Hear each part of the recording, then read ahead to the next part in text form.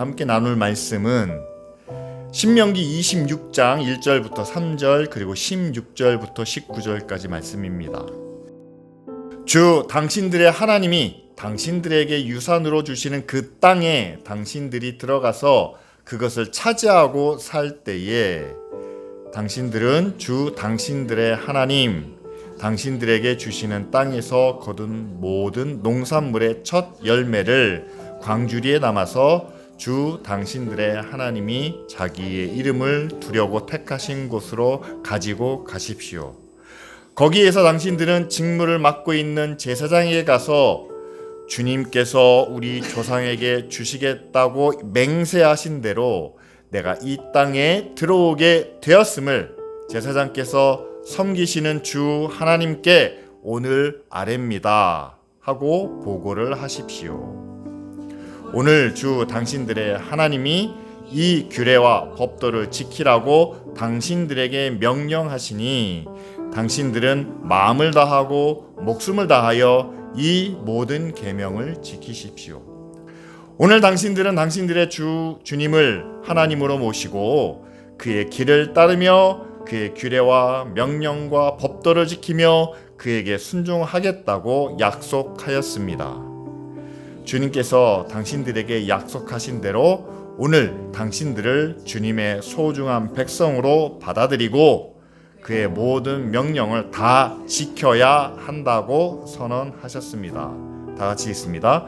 주님께서는 그가 지으신 모든 백성보다 당신들을 더욱 높이셔서 당신들이 칭찬을 받고 명예와 영광을 얻게 하시고 또 말씀하신 대로 당신들을 주 당신들의 하나님의 거룩한 백성이 되게 하실 것입니다. 아멘.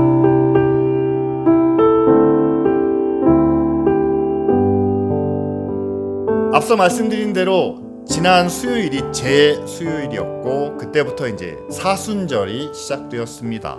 사순절의 의미는 그거죠. 부활주를 앞둔 40일. 근데 주일은 빼서 한 46일 정도가 됩니다.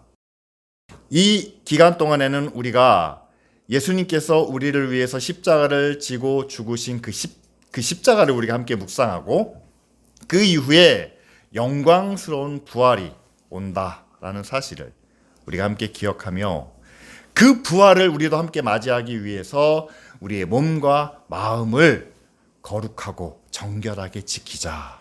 이런 의미를 가지고 있죠. 개신교에는 특별히 우리가 중요하게 여기는 두 개의 절기가 있습니다. 바로 성탄절과 부활절이죠. 성탄절에는 잘 아시는 것처럼 4주간 동안 우리가 대강절로 지킵니다. 그리고 부활절에는 지금 우리가 지내고 있는 이 사순절 기간을 우리가 보내고 있죠. 성탄과 부활은 우리가 믿는 우리의 믿음과 신앙에 있어서 굉장히 중요한 사건들입니다. 하나님께서 자기 아들을 이 땅에 보내시는 그리고 그 아들이 우리를 위하여 십자가를 지고 죽으시며 다시 부활하시는 하나님의 주권적인 사랑과 초자연적인 능력을 그것을 통해서 우리의 구원을 이루시는 그 절기에 우리는 가만히 앉아서 예수 그리스도를 맞이하고 그분의 부활을 선물로 받으면 되느냐? 아니요. 그렇지 않다는 겁니다. 바로 대강절 기간 동안에는 이 땅에 오신 예수 그리스도를 맞이하기 위한 준비.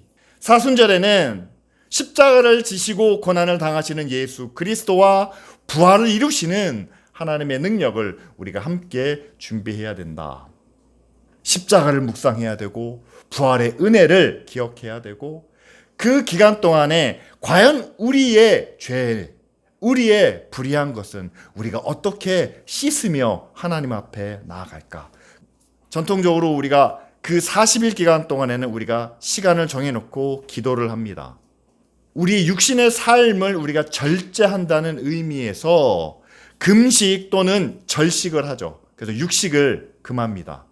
그리고 그렇게 우리가 절제하는 남은 시간, 남은 어떤 노력과 정성을 가지고 사랑과 선을 행하는 그런 자선의 전통이 교회 안에 내려오고 있죠.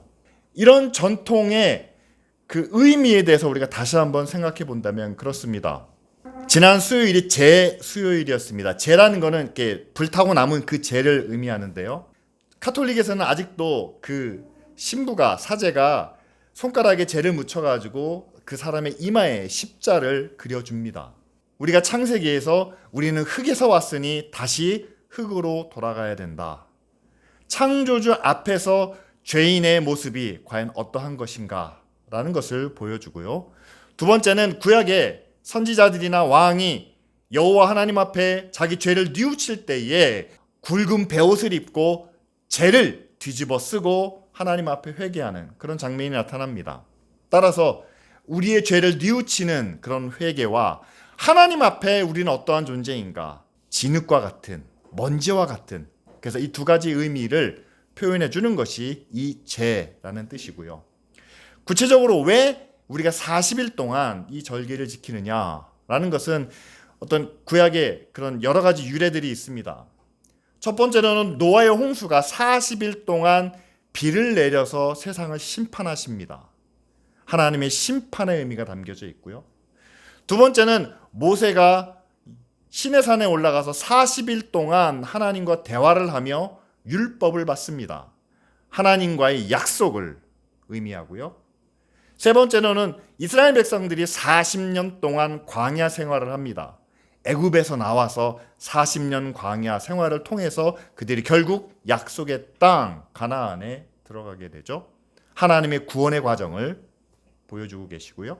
마지막으로 예수님께서 세례를 받으신 후에 40일 동안 금식을 하십니다. 이제 하나님의 구원을 자신의 삶, 자신의 모든 것을 통해 나타내기 위한 하나의 준비 과정으로서 이 40이라는 의미가 있기 때문에 지금도 교회가 이 40일 동안의 사순절을 지키는 그런 의미가 있습니다. 그렇다면 우리가 이 사순절 동안에 가져야 될, 또한 우리가 함께 나눠야 될 그런 메시지 중에 하나는 그거죠. 하나님의 아들이 인간의 몸을 입고 오셨고 또한 그분이 우리를 위해서 십자가를 지셨기 때문에 우리는 구원을 받았습니다. 그런데 그 구원에 있어서 과연 우리는 어떠한 노력과 어떠한 수고와 헌신이 필요한가? 세상에서는요, 자신이 수고한 만큼, 자신이 노력하고 희생한 만큼 그 대가가 따릅니다. 대표적인 게 운동선수들이죠. 올림픽 메달리스트들이 항상 그 시상을 마치고 난 다음에 인터뷰를 할 때 그렇게 이야기를 합니다. 제가 지난 4년 동안 수없이 많은 땀과 눈물을 흘렸습니다. 그들만이 아닙니다. 일상생활을 살아가는 학생이나 직장인이나 모든 사람들이 세상에서 자기의 목표를 세우고 그 목표를 이루기까지 얼마나 애쓰고 노력하는지, 세상의 모든 것들은 내가 원하는 결과를, 또한 세상의 영광을 얻기 위해서는 그만한 수고와 대가가 필요합니다. 그렇다면 하나님의 구원에 있어서도 우리가 하나님의 자녀가 되고 하나님의 구원을, 하나님의 영광을 얻기 위해서 우리도 수고하며 희생하며 노력해야 되지 않겠습니까? 근데 많은 분들이 구원을 위해서, 자녀가 되기 위해서, 하나님의 영광을 누리기 위해서 수고하고 노력하고 희생하는 것에 대해서는 마음이 그렇게 쉽게 움직이지 않는다는 거예요. 왜 그렇습니까? 왜냐하면 우리가 지금까지 하나님의 구원은 믿음으로, 믿음만 있으면 얻는다. 이것은 하나님의 선물이기 때문에 행위로 얻은 것이 아니다라는 교육을 우리가 철저하게 받았기 때문이죠. 맞습니다. 구원받는 것은, 하나님의 자녀가 되는 것은 전적으로 하나님의 은혜, 오직 믿음으로 얻게 되는 것이죠. 하지만 하나님의 자녀가 되었다고 그 자녀의 영광이 아무런 수고 없이, 희생이나 헌신 없이 저절로 이루어지느냐? 우리가 계속해서 살펴보는 말씀입니다. 로마서 8장 17절 말씀에 보면 이렇게 나오죠. 우리와 그리스도는 공동 상속자입니다. 결국 우리가 받을 영광은 예수 그리스도의 영광과 동일합니다. 버금갑니다. 그렇기 때문에 그리스도와 같은 영광을 받으려 한다면 우리는 세상에서 그리스도와 함께 고난을 받아야 그게 하나님 앞에서 공정한 또한 당당한 상속자의 모습이 아니겠습니까? 우리가 하나님 나라에 들어가기 위하여 그 나라에서 하나님의 영광을 우리가 함께 누리기 위하여 하나님은 우리에게 자기 아들을 내어주시고 예수 그리스도는 자기의 생명까지 우리를 위해서 희생하셨습니다. 이게 하나님의 은혜예요. 이것을 믿으면 누구나 다 하나님의 자녀가 될 수 있습니다. 그렇게 하나님의 자녀가 되었다면 우리는 하나님 앞에 자녀다운 모습을 보여야 하지 않겠습니까?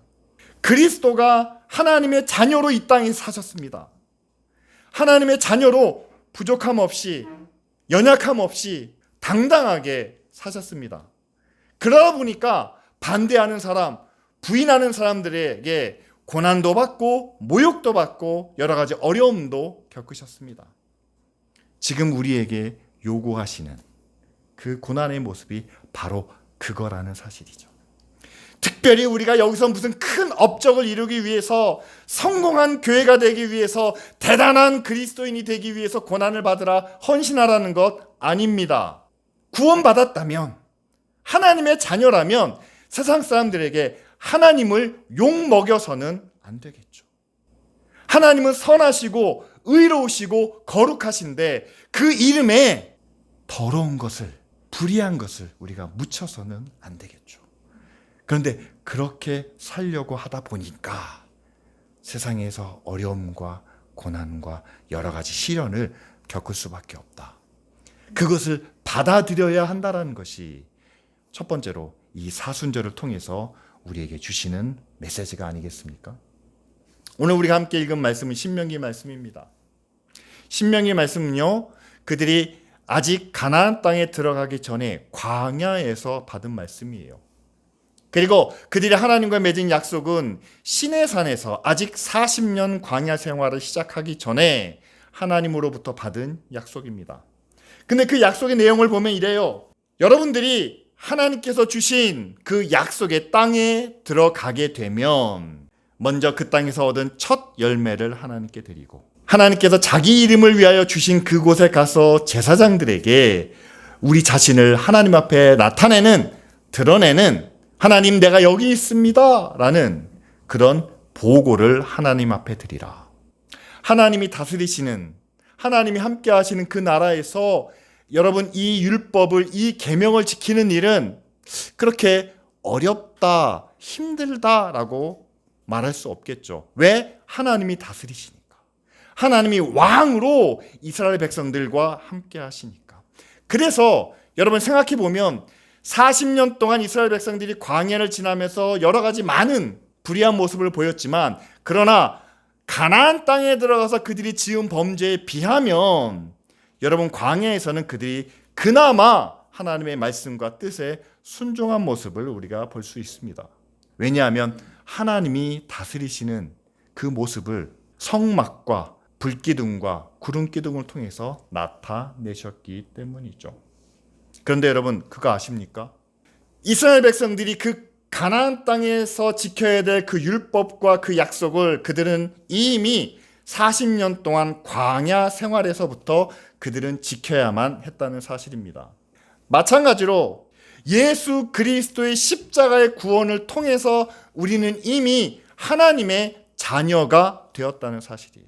우리를 하나님께서 의롭게 만들어 주셨다. 우리는 세상에 살고 있지만 이미 하나님의 자녀가 되었다. 바울이 말하지 않습니까? 우리의 시민권은 이 땅이 아니라 하늘에 있습니다. 시민권은 하늘에 있는데 현실의 삶은 땅에 있다라는 사실이죠. 그래서 저는 이렇게 말씀드리고 싶어요. 여러분, 하나님이 다스리시는 나라, 하나님의 의와 선함과 사랑이 그대로 이루어지는, 주기도문에서처럼 뜻이 하늘에서 이루어진 것처럼 땅에서도 이루어지는 그 나라에서는 우리가 하나님의 자녀로 예수님을 닮아가는 그런 삶을 사는 것이 그렇게 어렵지는 않을 겁니다. 예수님처럼 사는 거 불가능하지 않습니다. 하나님의 나라에서는 하나님의 뜻이, 하나님의 의가, 하나님의 사랑이 나타나는 곳에서는 말이죠. 그렇지만 성경은 우리에게 말씀합니다. 천국에서 하나님의 자녀로 사는 것 누구나 다 천국에서는 하나님의 자녀로 살 겁니다. 그런데 믿는 우리에게는 하나님의 교회를 향해서는 아직 하나님의 나라가 되지 않았지만 하나님의 뜻이 앞으로 이루어질 것이지만 지금부터 우리는 하나님의 자녀로 살아야 된다라는 사실을 말씀하시고 또한 가르쳐주고 계신다는 사실이죠. 따라서 여러분 그렇습니다. 여러분들이 이 땅에서 하나님의 자녀로 사는 것 쉽지 않아요. 어렵습니다. 교회가 하나님의 뜻을 이루는 것 쉽지 않습니다. 당연히 그렇게 되는 거 아닙니다. 누가 말하는 대로만, 누가 시키는 대로만 따라간다고 하나님의 나라가, 하나님의 뜻이 이루어지지 않습니다. 왜냐하면 우리 주변에는 하나님의 나라가 아니라 세상 나라가 지배하고 있기 때문이죠. 그런데 그럼에도 불구하고 여러분, 이스라엘 백성들이 광야에서 하나님의 율법을 그들이 날마다 지켜야 했던 것처럼 우리도 이 광야와 같은 세상에서 하나님께서 우리에게 주신 약속, 천국 백성으로 우리가 지켜야 될 그 계명과 약속을 지금부터 우리에게 지키라고 하시는데 우리는 마음속에 꼭 기억하길 바랍니다. 언젠가 우리가 하나님의 나라에 들어갈 걸 믿습니다. 그것이 하나님의 약속입니다. 그런데 그 약속이 우리 안에 이루어질 때까지, 그 약속이 우리 교회 안에, 그 약속이 우리 가정 안에, 그리고 그 약속이 우리가 살고 있는 이 사회 안에 이루어질 때까지 우리는 예수님께서 하나님의 뜻을 이루기 위하여 고난과 그 모진 시간들을 다 참고 인내하신 것처럼 우리도 그와 같은 길을 가야만 한다라는 것이 사순절이 저와 여러분들에게 주는 메시지죠. 오늘 말씀에도 그런 얘기가 나옵니다. 하나님과 맺은 약속, 그 규례를, 그 명령을 지키다. 그런데 그 명령을 지키는 이유 중에 하나는 그겁니다. 목적은 이겁니다. 바로 하나님을 우리의 왕으로, 우리의 주인으로 섬기라 라는 그런 목적이죠. 따라서 율법의 모든 계명을 하나로 정리해 보니까 그걸로 나타나지 않습니까? 내 마음과 뜻과 정성을 다하여 여호와 하나님을 사랑하고 내 이웃을 내 몸과 같이 사랑하라. 하나님을 나의 왕으로, 주인으로 사랑하는 것, 그것이 율법의 가장 중요한 목적이고 또한 이유가 되겠죠. 그런데 이스라엘 백성들이 그 여호와 하나님을 섬기기 위하여 많은 규칙을 만들었습니다. 규정을 만들었습니다. 하나의 전통과 유산으로 남겼다라는 사실이죠. 근데 여러분, 전통과 유산은요, 시간이 지나면 지날수록 그것이 원래 가졌던 그 목적을 안에 품고는 있지만 그러나 그 겉모습이, 그 형식이 점점 딱딱해진다는 사실입니다. 유대교의 역사가 그랬어요. 그들이 하나님을 섬기고 하나님을 예배하고 우리는 하나님의 백성이다라고 주장했지만 그 중심에는 하나님이 계시지만 그러나 그들이 가지고 있는 그 율법이라는, 그 유대교라는 그 형식이 너무 딱딱해서 그 안에 있는 하나님이 우리의 왕이시다라는 그 진리가 그 형식을 뚫고 나오지 못하게 되었다라는 사실이죠. 그래서 그들이 여호와 앞에 나와서 제사를 드리지만 자신의 죄를 뉘우치고 돌아서지 못합니다.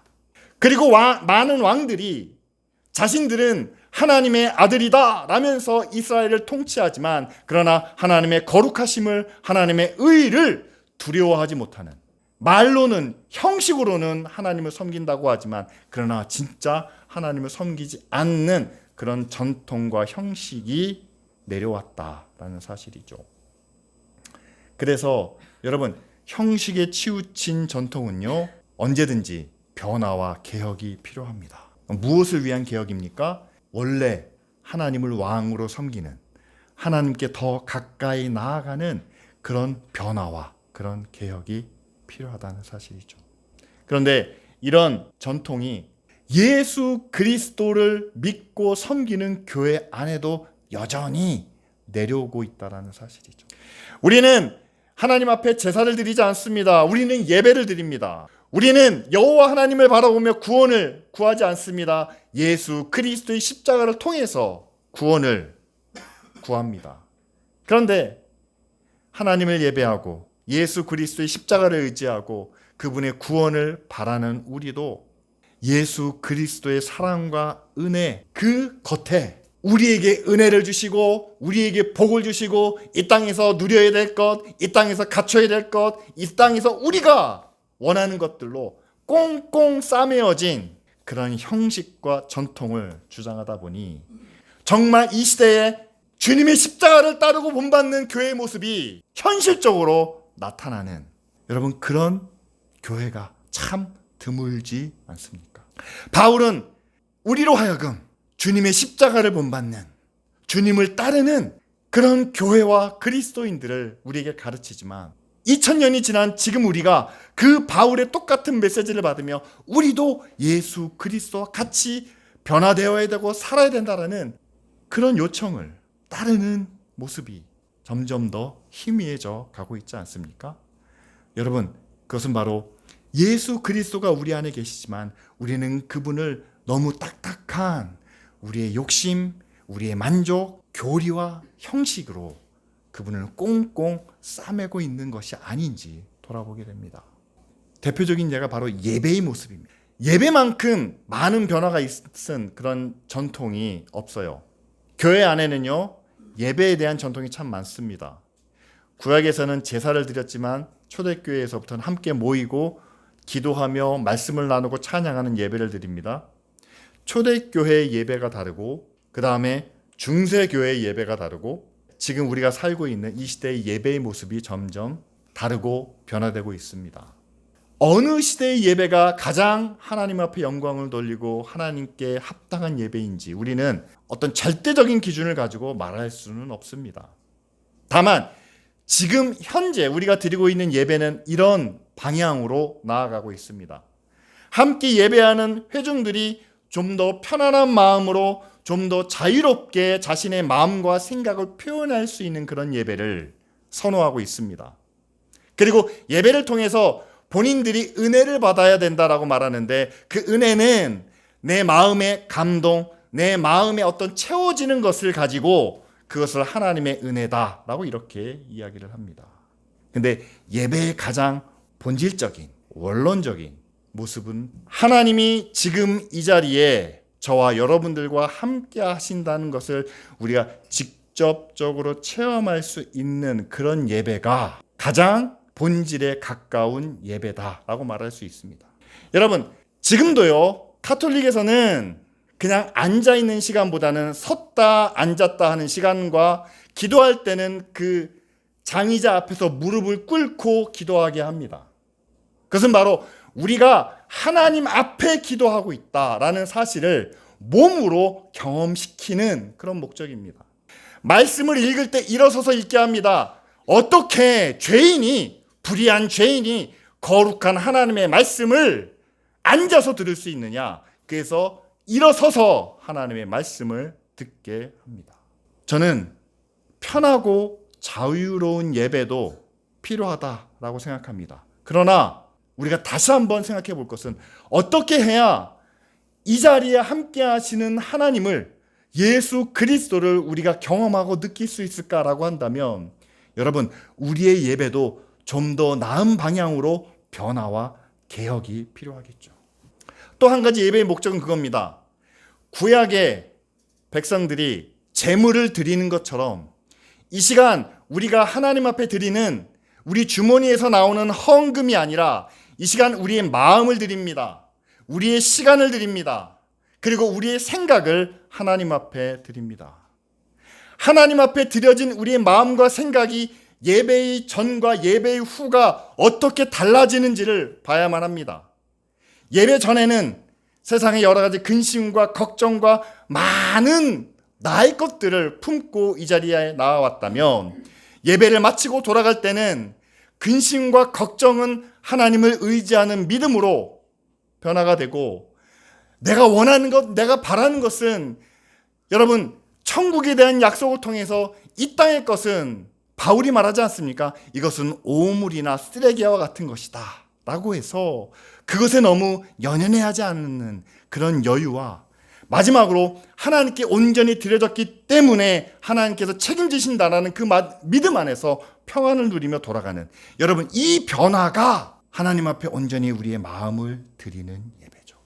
거기서 얻는 평안이, 거기서 얻는 위로가 우리가 진심으로 하나님 앞에 드리는 그 예배를 통해서 우리 가운데 돌아오는 것이 아니겠습니까? 사순절은요, 십자가와 부활을 우리에게 말씀해주고 있습니다. 여러분, 십자가와 부활의 영광은요, 양 끝편에 위치해 있습니다. 가장 두렵고 가장 어둡고 가장 아픈 것이 십자가의 죽음이라면, 가장 밝고 가장 영광스럽고 가장 빛나는 것이 부활의 영광입니다.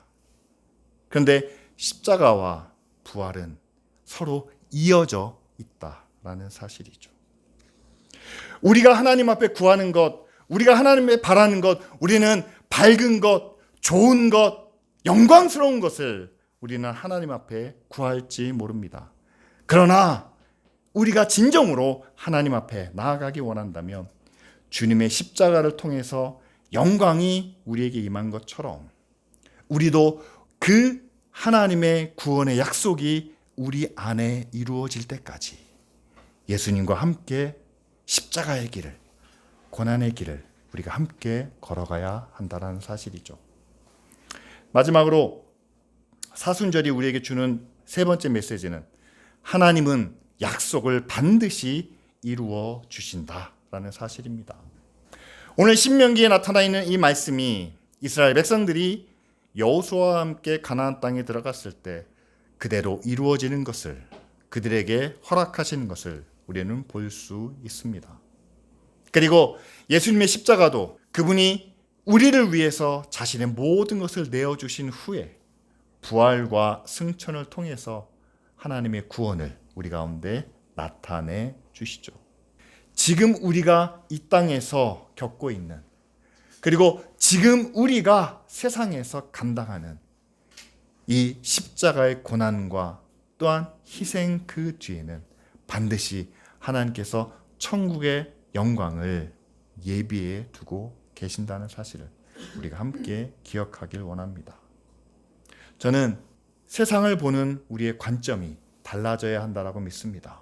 세상에서는 믿는 사람이든 믿지 않는 사람이든 우리가 열심히 살아야 되고, 우리가 성공을 해야 되고, 우리가 뭔가를 얻어야 되고, 그리고 그것을 통해서 우리가 마음껏 누려야 된다라는 그런 생각이 가장 기본적으로 깔려 있는 것 같아요.